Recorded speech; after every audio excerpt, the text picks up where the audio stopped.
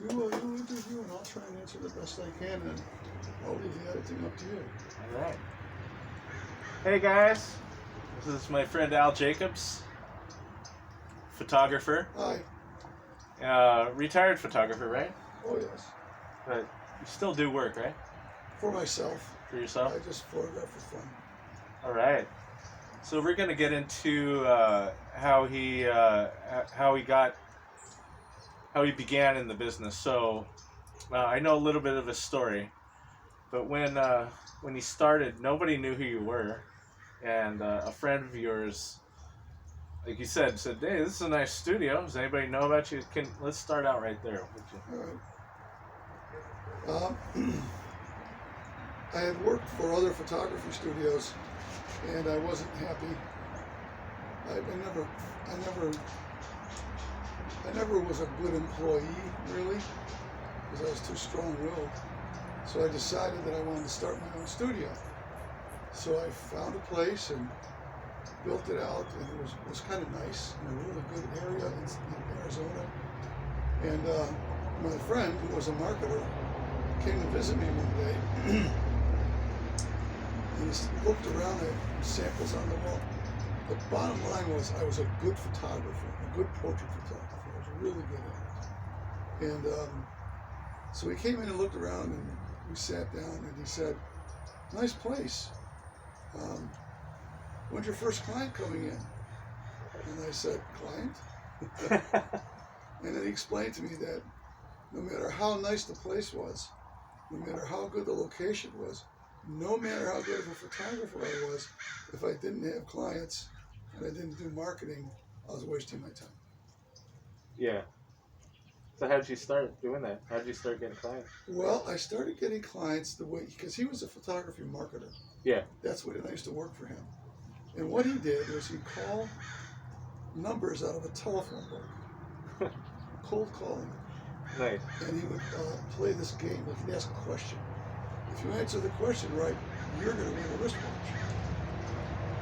And most people said, "What?" And it was a silly question. Who's buried in Grant's tomb or something like that. And people did it. But in order to get their watch, they had to come into the studio, get photographed, and then come back to look at proofs at that time. And that's when they would get their watch. They didn't have to buy anything. And that's the point where the work was really important. Because if the work was crappy, nothing would have happened. But people came in and they were kind of surprised at the quality of the photographs. And they bought them. And I was shocked that it went so well. Nice. And rarely did people come in and get their watch and leave. Rarely. So I hired some people to be on the phones for me. And they called, and they're young women in high school, and they did a great job. They had fun doing it. And that's basically how the business started. And so from that point, word of mouth got to be in play. And I started to attract clients who came in and didn't care about the wristwatch. They wanted good photography. Nice. And I treated people, I was a good salesman in person. We were always selling ourselves. So when I was working, I was always kind of like showing my best persona. I would try to be charming and making people comfortable. And one of the gifts that I had was getting people to be real. Oh, nice. And most of the time that worked. Sometimes people didn't like it. So people were comfortable with me, and I started getting really, really busy. Yeah. The second Christmas that I was in business, I was open 60 hours a week, photographing constantly. My studio wasn't very big, and there were times when people would come in for their appointments and I'd be running a little late, and they'd be standing in the street. It was kind of embarrassing. But I learned to work really, really fast and still do good work. And where do I go from here? Marketing? Well, You know, when you were saying that that you're a good salesman, the point that you brought up earlier when we were talking, you said, you're selling yourself.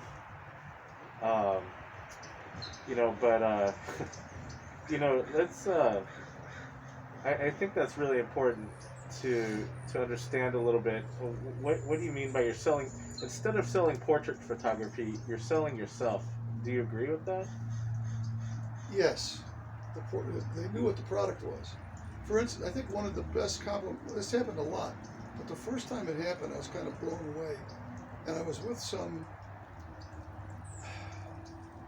a very upscale couple. And they were kind of, they hadn't been photographed in a long time, and they were all booted up with fancy clothes. And I did some work for them. And as they were walking out, this guy looked at me and he said, "God, you're a good photographer." They hadn't seen anything. They had no idea. I could have had nothing on the film. But it was that I was able to portray that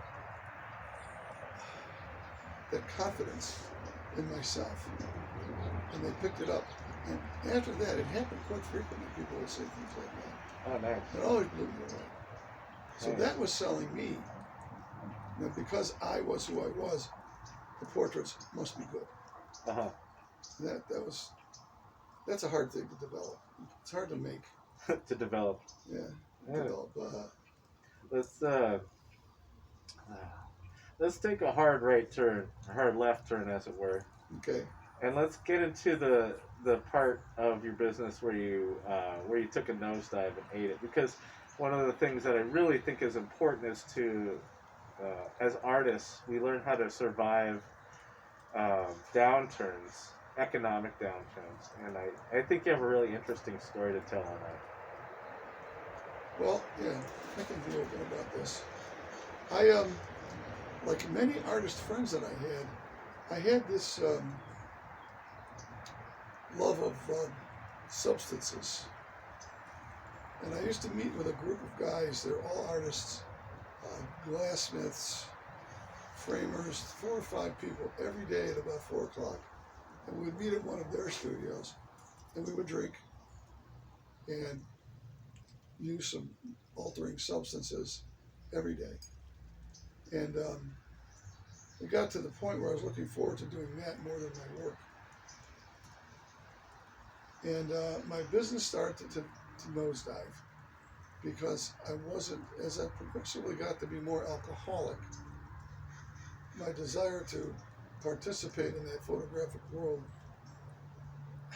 lost its luster. I don't think many people said to me, "You're a good photographer" anymore because of the way I acted. And I never photographed drunk, but I was always on the edge. Yeah.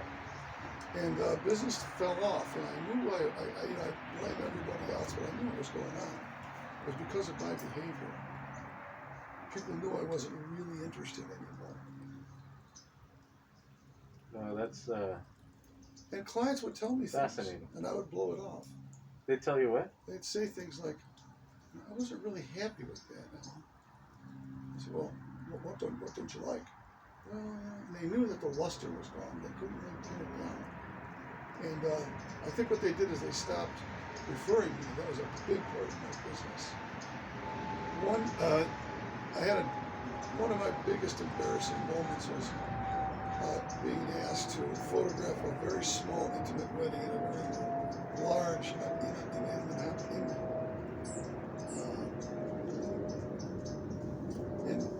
unintimate house.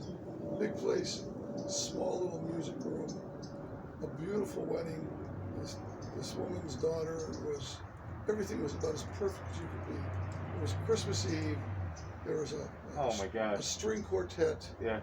flowers everywhere, a small group of people, and it was hard for me to maneuver around the room. At this point, I couldn't think of doing anything without drinking first. So I got slightly drunk. And just as I was about to go into the house, my little voice said, maybe a little more, just to get your shit together. Wow.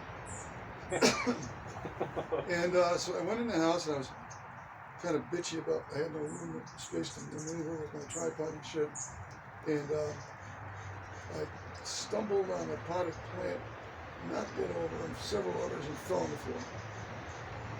I was drunk. Oh man. And people were like, so they helped me up. Yeah. They carried my equipment out of the house. Wow. Put me in my car, and I sat in my car for a long time going, what did I do? What the hell have I done? Right. This is like unacceptable behavior. Yeah. But that was the state of mind I was in, and that persisted, and my business just tanked. Oh, yeah. So the referrals dropped off, obviously. Well, people were saying to one another, oh, this guy's a great photographer, you need to go see him. They'd say, watch out for this guy, he's drunk. I wouldn't go there. Yeah, no, that's, actually something that's, a lot of artists, a lot of people, just not necessarily artists, but, get caught in that world, and, it's good to know that, these pitfalls, It's like things got to be so good. I mean, I didn't have to really generate a whole lot more business because I was getting all I could handle. Yeah. So, oh, this is cool. And I was kind of arrogant about it. Oh, yeah. Yeah, no, okay, all right. So that arrogance and then the substance. Yeah, my perceptions were quite distorted. So you were saying that you went into that you went into debt. Yeah, I borrowed money I borrowed a lot of money. Borrowed a lot. And I was borrowing money to make my payroll and my rent, which is pretty stupid. Well, do you, I mean, you borrowed a ton of money. You said you were good at it, but like, why do you think that's stupid to pay the? I mean, let's say that you had been sober, would that have been a stupid move, or? If I had been sober, I probably wouldn't have been in that position.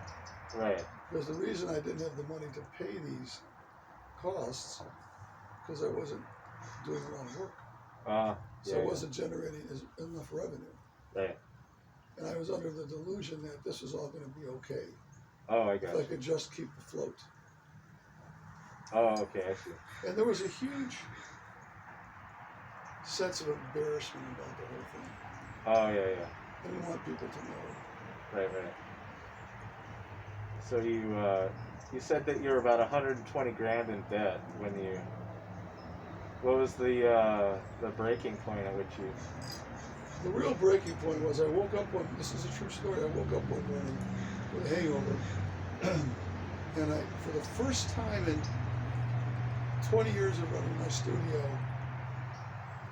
I did not want to go to work. I always loved going to work because I liked what I did. And I didn't want to go at a very deep level. So I went to work and had a lot of fun that day. And this persisted for a few weeks. And at that point I said, I need to get out of this somehow. I need to bail out. There wasn't much work. I spent a lot of time sitting around phones.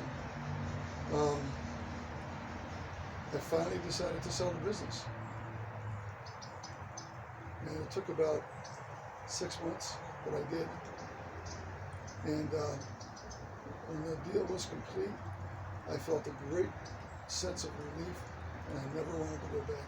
I was done. Yeah. And after that, James, I couldn't even touch a camera. This is absolutely true. Yeah. The thought of photographing anything was like, ew, I'm not doing it.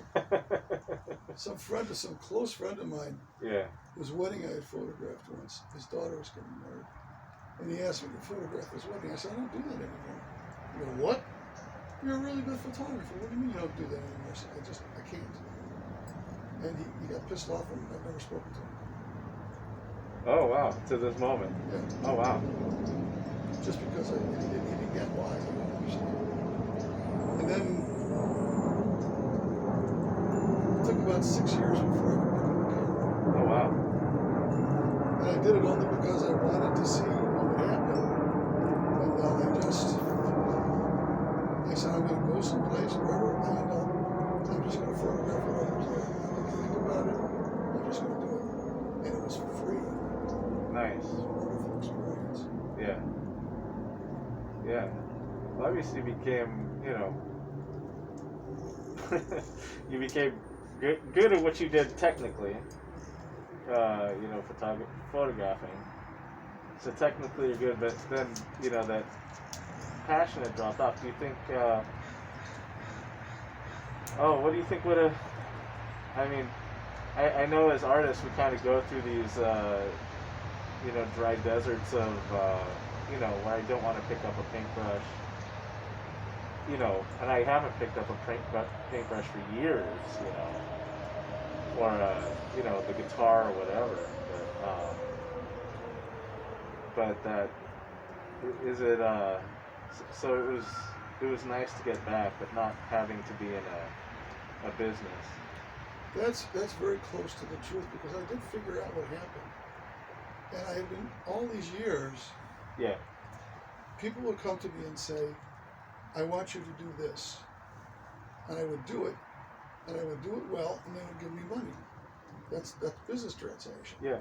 And it always got to be, I was doing what they wanted me to do. There was not a lot of, within these parameters, I had creativity. Yeah. But I wanted to do other things. Yeah. So I started to experiment, and I did some unusual stuff. And I would show people the results, and they would look at the unusual stuff and go, God, that's great. What a cool image. They would never buy it. They always stick with what was easy. Right. And so at that point, it's like, okay. All right. But so, I got tired of doing things for other people, and my creativity was limited by these narrow boundaries. Constrained. It made me crazy. Yeah. Yeah. Well, like right now I'm with a client who, we're just going back and forth about, iteration after iteration after idea with no conclusion. And it's, it's a little bit trying, but, what do you, one of the last points that I wanted to talk about was, delivering the goods, delivering something to the client, like you said, that they want, and doing it well. What do you have to say about that? Well, I realized early on, and fortunately I had this confidence in my abilities to photograph. I was sensitive, I had a good handle on technical stuff, but I was also really good with interacting with people and watching. I had good visual stuff. Yeah. And so I knew that if I didn't produce a quality product, people would not come back. Yeah. You can use all these resources to get them into your studio, but if you didn't meet or exceed their expectations, I could get this done at pennies. That kind of stuff. Oh, yeah. So I had to stay on top of it always. So how'd you stay on top of that, giving the customers, like, over-delivering? Would you say over-delivering on value? Yeah. Yeah? I would show them things, and the stuff that I did that they wouldn't necessarily buy was all hanging on my walls as samples. Yeah. And it was beautiful. It was good stuff. And people would be intrigued by this unusual photography, but rarely did they want to buy it. Sometimes they did, of course. Right. Oh, okay. So in terms of just finding out what they wanted, right, and then delivering it to them, just staying on top of that. What does that mean? You don't understand. When you said just staying on top of, they could come into the studio and, but what they could buy at pennies was comparable unless you stayed on top of it. Plus, my product was consistently better. Yeah. And more creative and better, well done. And better, well done Yeah. better than the company. You know, it's obvious. If you took a photograph of them from any of these outlets and compare it to mine, the difference in quality was overwhelming. Oh, That's nice. why it worked. Oh, okay. Do you think price played a role in that? Yeah, my prices were high. You had high prices. And if people wanted to bargain, I'd say, I can't do that. Oh, okay. Well, you know, all kinds of things. And I got all those lines fed to me about, well, you know, if you can sell me this for a reduced rate, I have a lot more work for you. I think we've all heard that line. And my answer was, tell you what, you pay me what I want for this, and when you come back with all that more work, we'll talk about a discount. Yeah. They never keep. Yeah, no, I learned that lesson. You know, I told them if they could bring me paying customers, 3 of them, that I would do the discount. So I thought that was good. You know, I think that's reasonable. But so you kept your prices high, and what do you think the effect was on your clients? You know, with that keeping the price, you know, above the competition. What happened in people's minds? They felt like they were getting something special. Yeah. And they're willing to pay for it. If I'd sold them the same thing for half the price, they would not have the same effect. Oh, okay. Does that make sense? Yeah. Oh, definitely. Yeah. No. And then how did you get those clients? Referrals. Referrals. The referrals were a big part of it. But I got involved in a couple of really good networking groups, Mm-hmm. and I would get work from these other members, but also a lot of referrals. And the whole thing was predicated upon the fact that I did good work. Yeah. And my personality. Yeah. And then people would refer people. I had clients when I first started my business came in with their children. And then I would photograph their children when they were in high school. Yeah. And then I would photograph their kids' weddings. It was bizarre. But I would see this lifestyle. I mean, within 20 years, families go through a lot of changes. Yeah. But they stayed with me that long. That's really cool. It was. That's really cool. It's like I was the photographer. Nice. And that was nice. All right, guys. Well,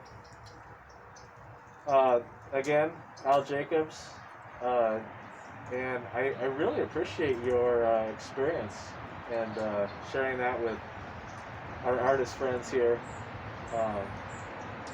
Anything in conclusion? Anything you want? Don't drink and paint.